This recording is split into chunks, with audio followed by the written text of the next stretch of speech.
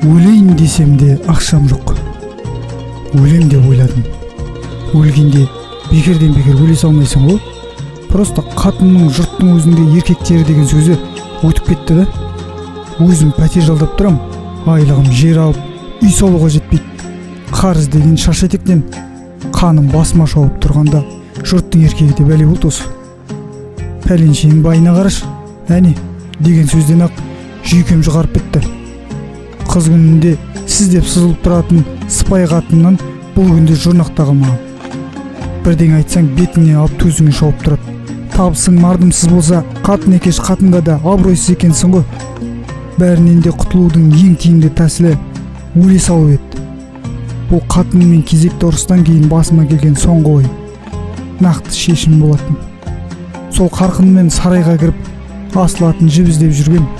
Тапқанымда сол қожайыным жетіп келгені. Өй, тыныштық па? Не істеп жүрсің менің сарайымда? Бұл құрып кеткір сарай екеш, сарайда менікі емес екені сонда ғана есіме түсті. Өлейін деп жүрмін. Шаршадым бәріне. Басқа өлетін жер таппадың ба? Неғыл? Қой айналайын, өлесің ба, басқа жерге бар. Ертең сен тұрсаң асылып, мен жүрсем милицияға жауап беріп, басыма бәле тілеп алар жайым жоқ. Айналайын, шық былай. Сұмды не десеңші. Мен өлейін деп тұрсам, қожайын өз басының тыныштығын тілеп тұр. Қой айналайын, ашуыңды бас. Қазір кім жетісіп жүр дейсің? Деген сияқты жыл сөз күткем негізі. Аптығым басылып құрды. Сонда да бой бергім келмей. Ешкім мазаламайды. Өз еркіммен өлдім деп қағаз жазып кетем деп далба салып кеттім. Қожайын көнбеді. Келін, келін деп үй жаққа қарай айқай қатынын шақырып алды. Оңды ашуың оңаяқпен басыла қоймайды. Шашы жалбырап, етегі далаңдап лезде жетіп кетті. Ойбай-ау, келін мынау өлем дейді. Тым құрыса күйеуіңде деген жоқ мынауың ше? Кім? Мынауың да.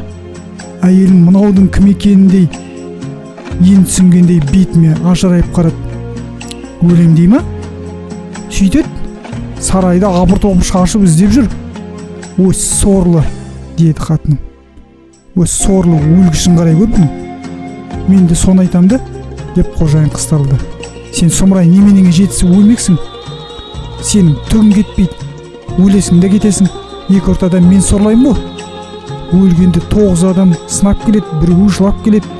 Сенің жетісің, 40-ың, бейсенбілігің өткізу менің сорым болады ғой. Қазір 100 күндік деген шыққан, деп қожайының құрғы тағы қыстырылды. Соны өлім бардың малын шашады, жоқтың артын ашады деген. Жұмасаң нан пісіріп, әруаққа құран бағыштап отырмасаң ұятты, деп қожайыным үлкен ықыласпен тағы қыстырылды. Әйелмен бірінші рет ұрысу емес, бірақ мақалдатып ұрысқан бірінші рет көруім. Қожайыным қоштап, ол бастап біраз жерге барды. Сөзінен түсінгенім, өлсем көмусіз қалады екен. Қысқасы, менің өлімім ол үшін қып-қызыл шығын екен. Сол шығынымды өтеп алсам болды. Жолымнан қалдырып, етегімнен тартайын деп тұрған ешкім жоқ екен. Жақсы. Жақсы ит өлім көрсетпейді деген, өлесің ба шығынымды жауып кет. Саған болады тыраштанатын жайым жоқ, деп қатын тоқ етерін айтты. Бір қарағанда оныкі де рас енді. Өлуін мен өлем, ол байғұс жаназамы дастархан жасап, басыма тас қойып, қой құрсын, шығынын жауып кетейін деп ойладым. Әрі-бері ойлап, өзімді көметін спонсор тауым керек деп шештім. Шешкенде бұл мәселеде көмек беретін бір ғана адам, бала күннен бірге өскен досым Асан еді. Ол қазір жеке кәсіпкер, аудандық мәслихаттың депутаты, жағдайы жақсы, қалтасы қалың. Қатын айтатын, жұрттың еркегі салып, қатын айтатын, жұрттың еркегі салып ұрып, соған бардым. Бардым ғой, алдына зорға кірдім. Ол балыма керек, жақсы қарсы алды. Хатшы қызға шай алдырды. Шай үстінде жағдайымды, неге келгенімді сұрады. Болары болды, не жасыратыны бар, өлетінді айттым. Асан досым ұзақ ойланды. Көзін бір нүктеге қадап алып, облыс көлеміндегі мәселені шешкелі тұрғандай аңыранды да кеп. Менде де үн жоқ. Шайнектегі тегін шайды сорап тағып отырмын. Әлден уақытта Асан тілге келді. Сені ауылға апарып қоямыз ба, әлде осы қалада қоямыз ба? досыңның бұл сөзі саған төсекті төргі бөлмеге салайық па, әлде далаға жатасың ба дегенде жайбарақат шықты. Ауылда әке шешем жатыр, туған жерім ғой. Дұрыс қой, бірақ менде уақыт тапшы, өзің білесің енді. Мен онда қалада ақ қала берейін. Екеуміздің әңгімемізді сырттан естіген кісі мені әскери борышын өтеп қайтуға барады деп ойлаған шығар. Қалада қалғанда дайындап қойған жерің бар ма еді? Алғашында әзілдеп отыр екен деп ойладым. Ойбай-ау, қалада жерім болса, молам салғанша үйім салмайын ба?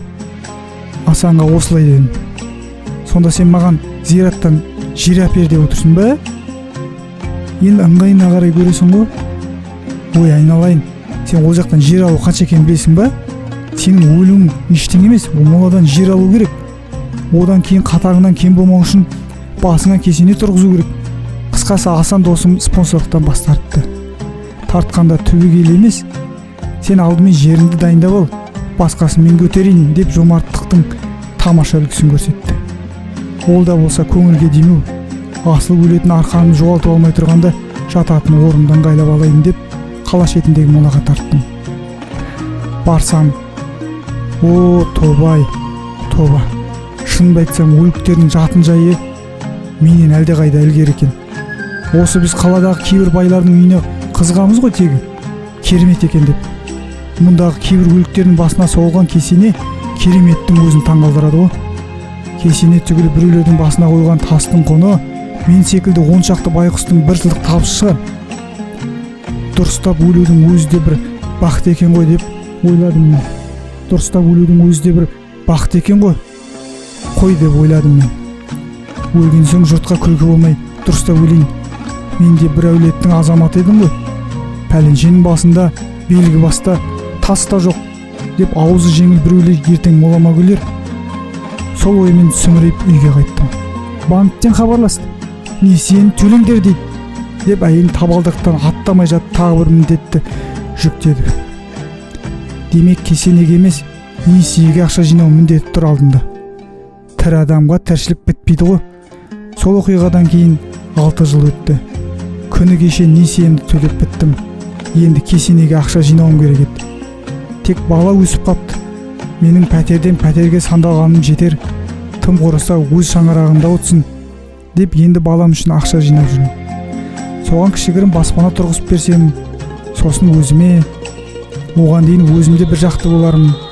Зәулім кесене болмаса да кең даланың бір бұрышынан тоқымдай жер тиер. Әкем салған баспана еді деп мені төргі бөлмеге сақтап қоймасы анық. Ленин емеспін ғой. Ал әзірше өлейін десем, ақшам жоқ.